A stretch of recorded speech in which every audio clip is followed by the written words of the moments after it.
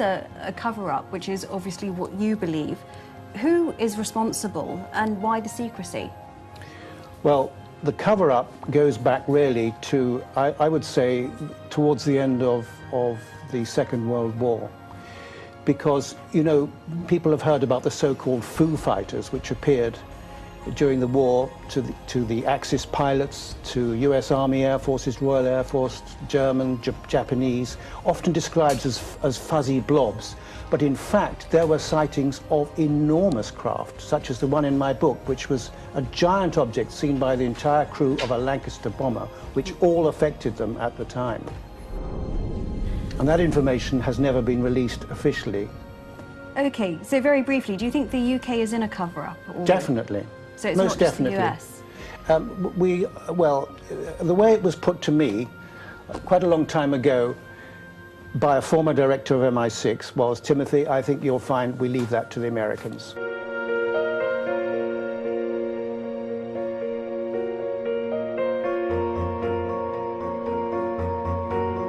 If you get questions about your sources, you have to be very careful, and sometimes you actually have to throw in the odd red herring. The way it was put to me quite a long time ago by a former director of MI6 was, Timothy, I think you'll find we leave that to the Americans.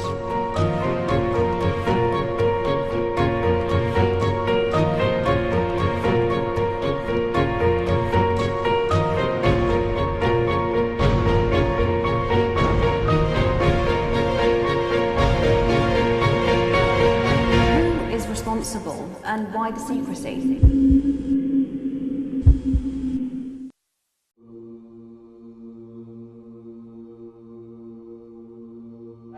A la misma altura. Hay unas nubes ahí, se debe de ver esto.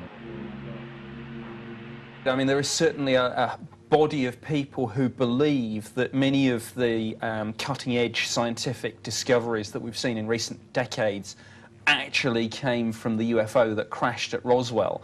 And there are many people who believe that this technology is gradually being seeded out through, of course, predominantly American companies to get the technology out there, but to make sure America maintains the advantage. Just to bring it back to the subject, Dr. Edgar Mitchell said that absolutely Roswell did happen. Yes. And he should know, he's been on the moon and 3 Apollo missions. Well, yes, I mean, that is interesting, and of course it's not just Edgar Mitchell. Recently there's been a lot of so-called deathbed testimony from the last few people who were actually there when Roswell happened in July of 1947, including Walter Haut, the public relations officer at the Army base, and he, in a signed affidavit that came out recently, said yes, it was real, there was a crashed spaceship, there were aliens. Is there anyone awake here?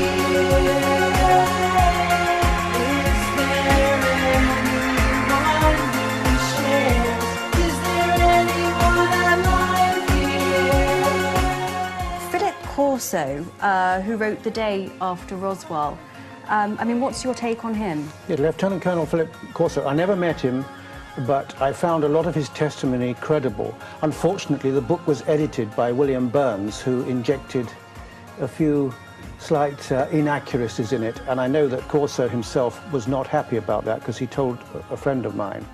For example, he said, Corso, that they actually waited until American, the industrial corporations were actually beginning to get a handle on some of these advanced technologies before passing over the materials that had been recovered from Roswell and perhaps elsewhere. So that was one of the most important things he wanted to put across.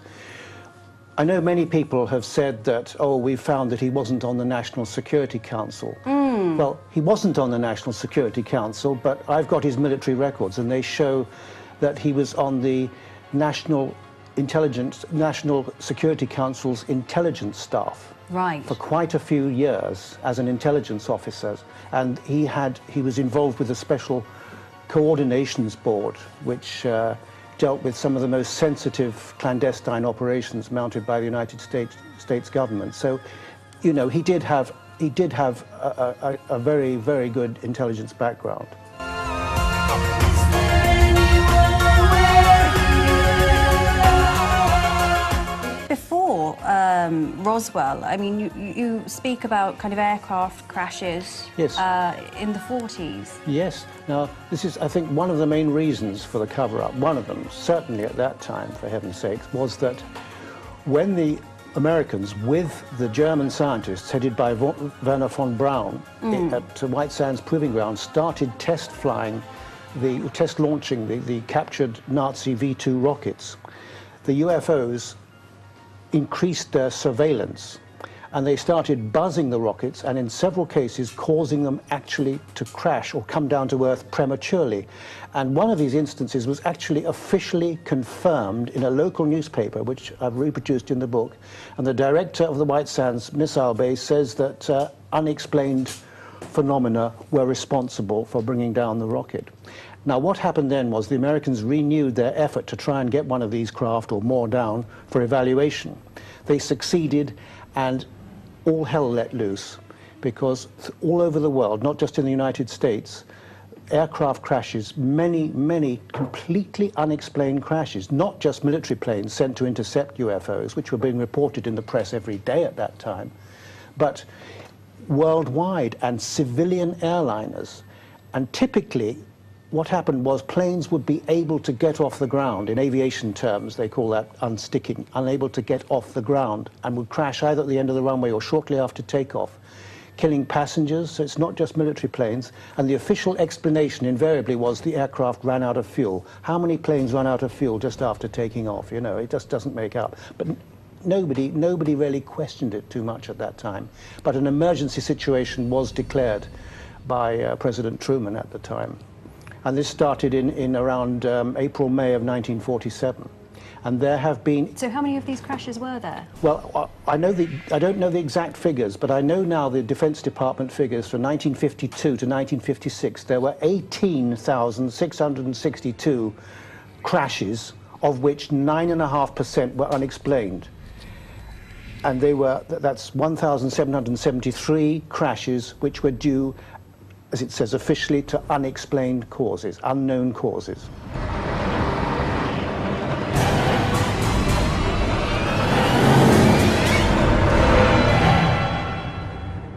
I know from my own sources that quite a number of solid craft have been recovered. I know that communications have been established since the early 1940s with select individuals in the military and intelligence community, very, very occasionally within governments, such as a few presidents have had contact. So the proof is all there.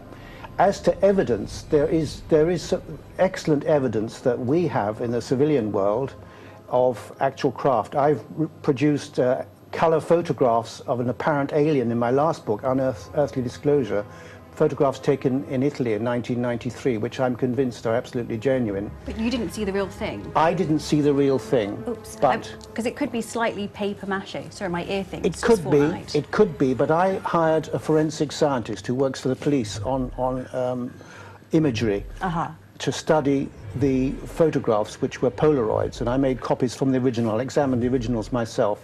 And furthermore, the witness had, on one occasion, a close-up sighting encounter with this creature when it was photographed. So that's the best I can come up with, but, you know, believe me, they've got a lot of better information hidden behind closed doors.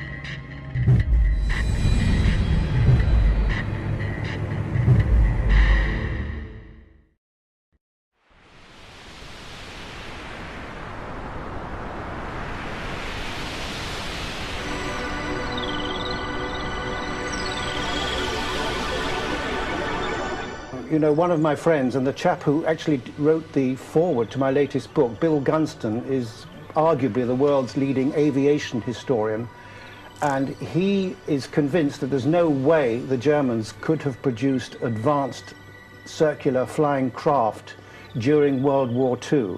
They were certainly testing circular flying machines, but there's no way they could have been responsible for all the Foo Fighter sightings and sightings of much larger objects.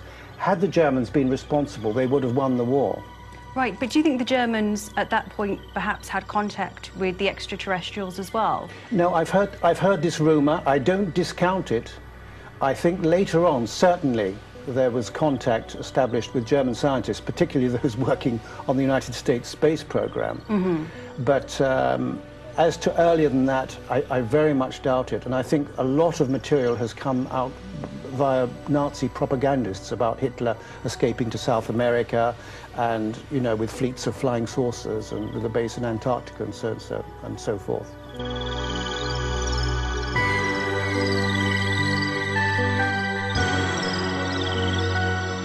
Right, and something else that I found really interesting was you spoke about Kennedy's trip, President Kennedy's trip to see the alien bodies.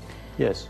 I mean, sorry, would you mind elaborating for our viewers on that? No. I was informed by a reliable source attached to JFK's source, White House staff, that in 1961, 1962, John Kennedy requested the observation of actual alien bodies, which he had learned had been recovered by the military. And his wish was granted, and he was taken on Air Force One. The plane was full of generals. It was led by General McHugh, was in charge of the operation. It was a top secret mission. Kennedy saw the bodies. He was taken to Tyndall Air Force Base in Florida, and the bodies were located at a special medical facility at that site. I mean, do you think that had something to do with his assassination? I don't know, but there are several pointers that might indicate some truth to that rumor. Like the rumors associated with Marilyn Monroe, I don't discount those either. There are some very strange things about her. So you believe Marilyn Monroe was murdered? I don't know, but I'm very suspicious about the suicide, particularly since she was connected with both Kennedys, JFK and his brother. So there is some possibility there for a good conspiracy theory.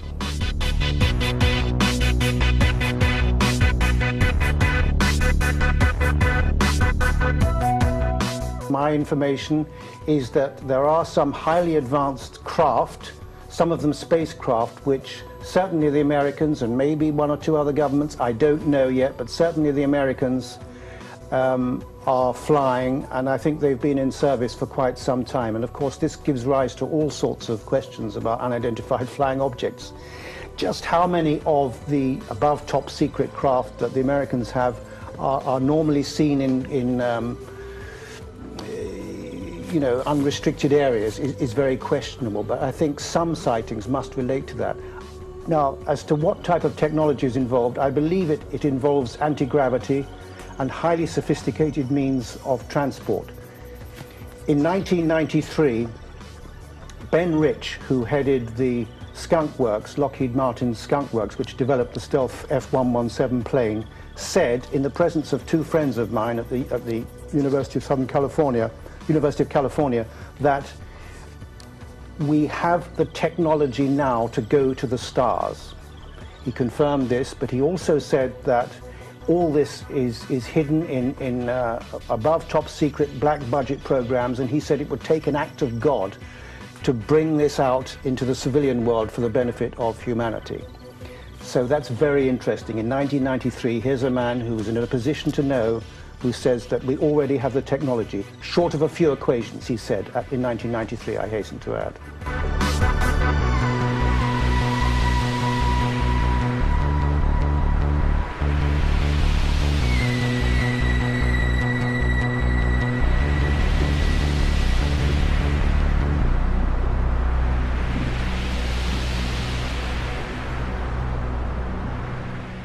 Now, the sketch beneath this photograph of a Japan Airlines cargo plane was made by the pilot of this Jumbo 747 in 1986, following the sighting of a gigantic UFO near Anchorage, which was also tracked on radar. And there below is his sketch of this walnut-shaped object. And I don't know if viewers can see, but the size of the plane underneath it, to the right underneath the rim, the lip of the craft, for comparison, shows that it absolutely dwarfed. This was an enormous object, and it was seen by the entire crew, and as I say, tracked on radar, and that was confirmed by civil aviation authorities and the CIA, who tried to discredit the story.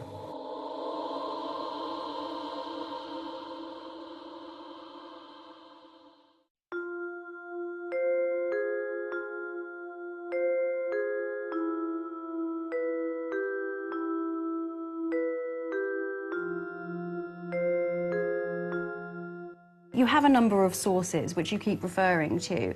I mean, are all of these sources, do they kind of speak off the record? Do some of them wish to remain anonymous? Some of them speak definitely off the record, that's for sure. Others feel that certain information, the time has come to reveal this information. And I'm not the only reporter, if you like. I'm a professional writer of books, not a journalist as such, though I have written articles for newspaper, but I hold a press card. And I know that a number of very distinguished journalists in the United States, for example, have been given some of the basics of this information, so that it's not as if we're all going to be completely unprepared. But it's not just in the United States, by the way, where I have acquired information. So where else in the world have you acquired this information? Well, I'd rather not say, actually, but okay. certain countries. Okay, so would you say that some countries are more forthcoming than others? I would definitely say that, yes. Okay, but you're unable to say which countries? And I would say also that the information I get is very, very occasional, and it's really like fitting pieces to a jigsaw. But do you kind of vet all of your sources? I mean, can someone Absolutely. just turn up and say, I work for the I have to be military? very, very, very careful, and I usually check out their credentials and I'm often introduced through somebody else. You need very, very high security clearances to get anywhere near these programs, which include an alien liaison program. Contact has been established. But you've managed to get close enough to amass all this wealth of information. Yes, I have. So surely it can't be that difficult. I mean, you've been... No, and it's not just military and scientific intelligence personnel who've had contact. People from all walks of life, and I hasten to emphasize that. All walks of life, not just farmers in the outback, have had communications with extraterrestrials. I would say tens of thousands. Take 1954, for example, Air Marshal Sir Peter Horsley. He was Deputy Chief of Strike Command with his finger on the nuclear trigger at the time. He was an equerry, a military attaché for the Queen and the Duke of Edinburgh for 7 years at Buckingham Palace when this event happened to him. Now, first of all, he actually, at some time in the 50s, was working in the Ministry of Defense Operations Room, dealing with UFOs and collaborating with the Americans, and he could never get near their top secrets. But he claims to have had a 2-hour meeting with an extraterrestrial human being in the middle of London, arranged for him via a British Army general. Fabulous. And I spoke to him at great length about that, and I'm convinced he was telling the truth. And one of the most disturbing things he found during that encounter was that this alien knew all Britain's top secret nuclear secrets and knew everything that was in Sir Peter's mind. When the wall came down, late '88 I think it was, I was invited to the former Soviet Union, and I appeared on television. And they were very, very open about the subject. I was talking about all sorts of things for at least a half an hour on a live program in St. Petersburg. It's very interesting. In 1977, this is not generally known, that a 10 to 12-year top-secret program to investigate UFOs by the military was established by President Andropov. this was initiated in 1977 by President Yuri Andropov, who used to be, for much longer than he was president, head of the KGB. That's the Soviet CIA. And he initiated this program because the military was getting gravely concerned about the intrusion of UFOs, and 4 million soldiers were involved throughout the territories of the Soviet Union to investigate. They were told to look for them, to take down details of any reports and so forth, and pass it up the line. And it was classified top secret code word. Top secret Institute 22 was the additional code word to that program. Top secret with 4 million people involved. 4 million soldiers, and the information did not come out until about 10 years ago.